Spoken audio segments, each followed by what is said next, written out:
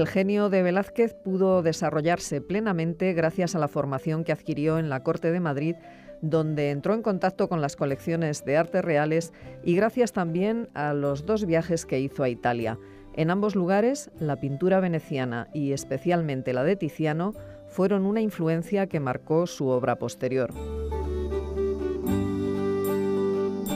Para hablarnos de esta influencia nos acompañan hoy en Sin Distancias Alicia Cámara Muñoz, que es catedrática de Historia del Arte en la UNED, y Trinidad de Antonio, que es profesora de Historia del Arte en la Universidad Complutense de Madrid y ha tenido distintas responsabilidades en el Museo del Prado, como ahora nos contará la profesora Cámara Muñoz. Buenos días, Trini. Hola, buenos días. Hola, mira, te agradezco mucho que vuelvas a estar con nosotros aquí en la radio de la UNED para hablar además de un tema como el de Tiziano y Velázquez, en el que eres experta por muchísimas razones, pero también además te has enfrentado en algún momento a lo que es difundir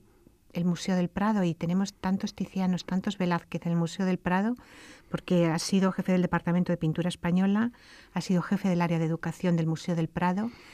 y yo creo que este programa es un programa de esos de disfrutar muchísimo, porque de verdad son dos de los pintores, mejor dicho,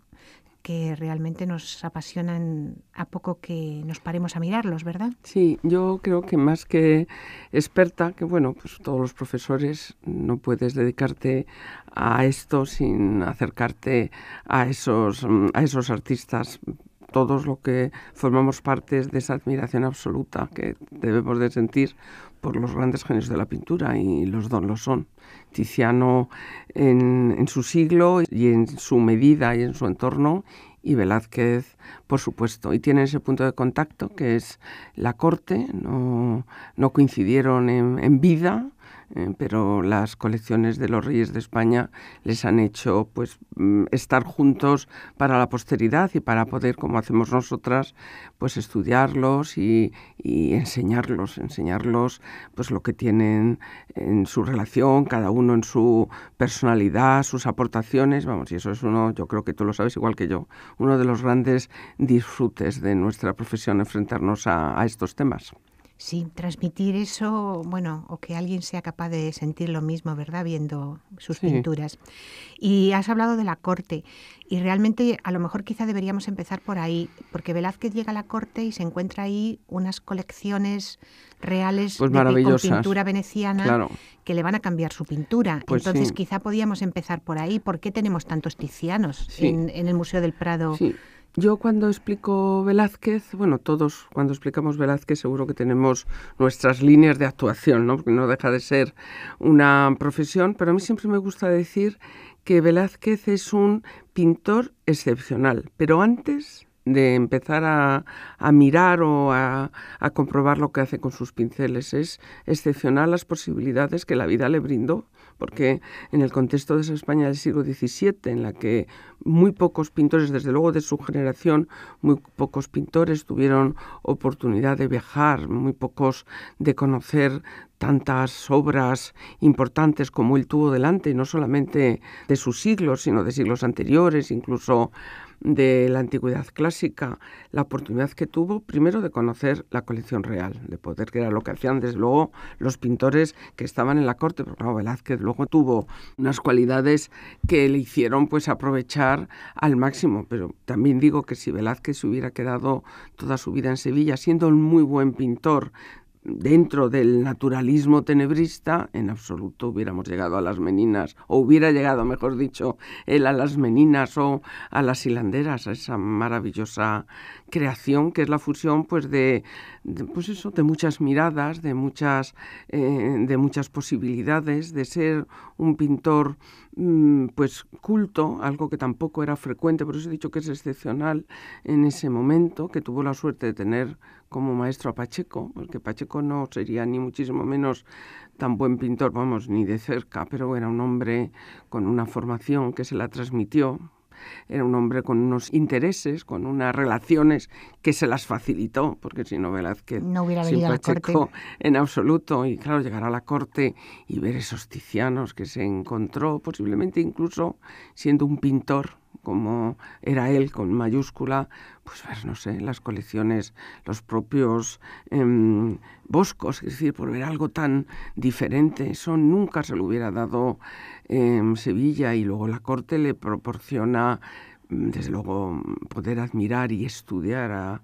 Tiziano, poder conocer por eso que es excepcional, poder conocer a Rubens y nada más y nada menos que ir 2 veces a Italia, claro. Eso, pues ahí es donde están las bases fundamentales de un genio que nace, pero que después se hace de manera extraordinaria, porque aprovecha lo que tiene delante, y lo que tiene delante es mucho. Claro, porque también, aunque es algo, bueno,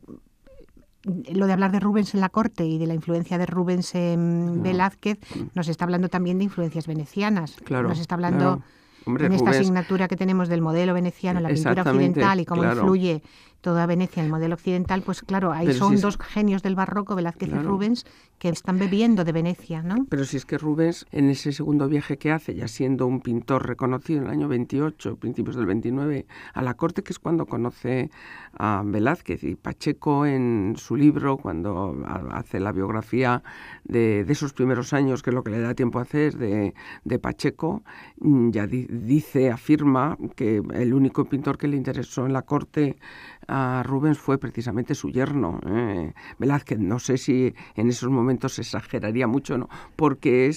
en esos años Velázquez es el pintor de los borrachos, no es lo mismo que el pintor ni siquiera de la fragua. No, ni siquiera la fragua ya es viaje a Italia. Exactamente, y tampoco de las lanzas. Es decir, hay, como se dice en música, hay un crescendo constante en su formación. Pero bueno, cuando está con Rubens, más o menos acaba de terminar Los borrachos, que a la hora de ver pues el planteamiento de la luz, la técnica, pues es todavía una herencia muy clara de Sevilla, que es una pintura absolutamente correcta. Pero bueno, el estar con Rubens es muy probable que además Rubens le influyera en esa idea o al rey para poder viajar a Italia, que no viaja becado, ni nada de eso, viaja para comprar obras, como sabemos, para el rey, pero eso le da las posibilidades, pues nada más y nada menos que de ver a Rafael, de ver la obra de Miguel Ángel, de ver escultura clásica, de ver todas esas cosas. Y hablando un poco de lo que comentabas al principio, es que cuando Rubens está en esos meses en la corte, que empieza esta relación con Velázquez, le pide permiso al rey para copiar a Tiziano. O sea que... Sí, Tiziano es como el gran padre de todos ellos. Y con respecto a esto que estabas comentando también, comentábamos antes de la exposición que hay ahora mismo en el Museo del Prado. Es decir, que Velázquez es un ojo experto.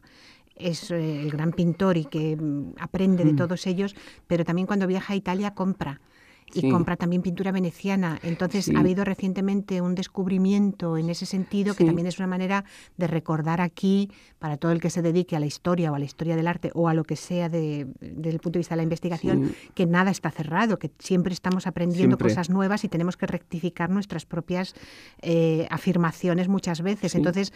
no sé si te apetece comentar algo de lo que acaba de verse. Yo creo que es una de las novedades, pues no solamente más recientes en lo que es la historia de la investigación y de lo que hacen pues todos los museos, que es profundizar en el conocimiento de sus colecciones. Apenas hace un mes se ha inaugurado en el Museo del Prado una pequeña exposición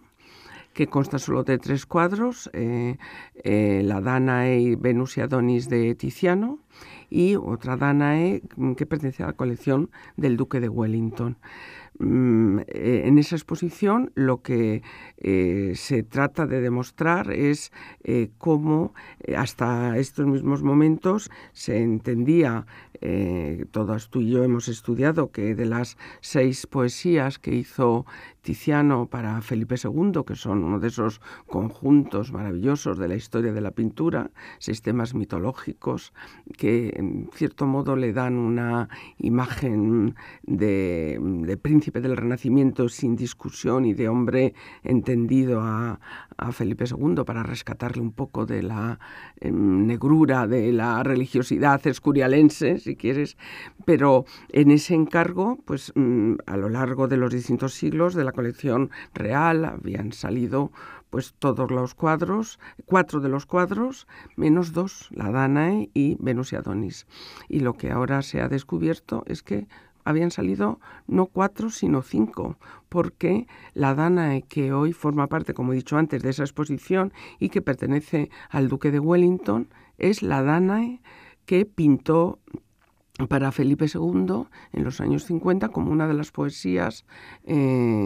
Tiziano, y que la Danae que todos hemos admirado del Prado, maravillosa, que es indiscutiblemente un Tiziano, pero no forma parte de ese conjunto de los años 50, sino que fue pintado unos 10 años después por Tiziano y es una compra de Velázquez precisamente en Génova, en uno de sus viajes a Italia. Una compra como a lo que él iba, claro, a Italia a comprar obras para la colección real. Es una Danae comprada por Velázquez para Felipe IV. Y de las 6 poesías que pintó Tiziano en los años 50 para Felipe II, un cargo, como he dicho antes, muy exquisito, muy especial, donde el desnudo, la composición, las formas de los cuerpos eran absolutamente protagonistas, pues iba a decir, por desgracia, queda en la colección real, es decir, en el Prado, solo el maravilloso cuadro de Venus y Adonis, porque la Danae, que en ese momento formó parte del conjunto de Felipe II, en un momento determinado de la historia del cuadro salió de España y hoy pertenece al duque de Wellington. Es una propiedad que además está en dependencias privadas suyas y que ahora se puede ver en el Prado, y es una oportunidad pues para ver efectivamente la concordancia que hay, por ejemplo, en la técnica. Toda la vida yo he oído en la presentación de la exposición, oí al comisario de la muestra y al jefe del área de pintura veneciana del Prado, a Miguel Falomir, decir algo que a veces nos pasa a todos y que los alumnos tienen que entender hasta qué punto la investigación está siempre viva, que por la documentación sabíamos o se sabía que para Felipe II había pintado una Danae Tiziano, hay una Dana en el Prado, pues esa Dana es la que ha pintado para Felipe II, y no. Resulta que analizando además ahora la técnica, la fluidez, la textura de la pincelada, y eso se puede ver comparando los dos cuadros, pues efectivamente se ve más avanzada la de los años 60. Sí, ahora que hablamos de técnica, también me gustaría que en este programa habláramos un poco de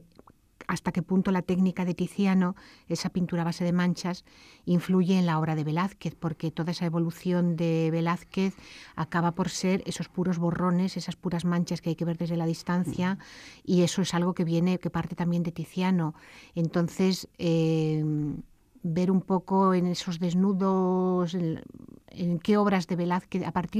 después de la vuelta del primer viaje a Italia, es cuando más se empieza a notar este cambio en la técnica de Velázquez, ¿verdad? De utilización de este tipo de manchas, con la rendición de Breda ya, ¿no? A la vuelta de Italia. Ten en cuenta que estamos hablando de, después de ese viaje, que ha visto, entre otras cosas, en Venecia, obra directamente, pero él ya, como hemos comentado antes, había empezado a mirar, a ver, a estar rodeado de pintura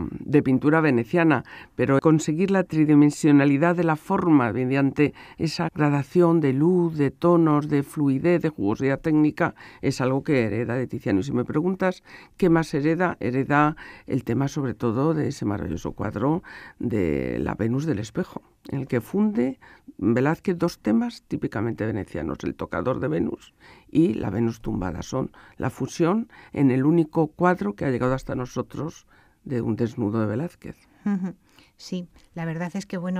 creo que me encantaría poder seguir hablando, pero parece que el tiempo ya apremia, y son 2 pintores que merecerían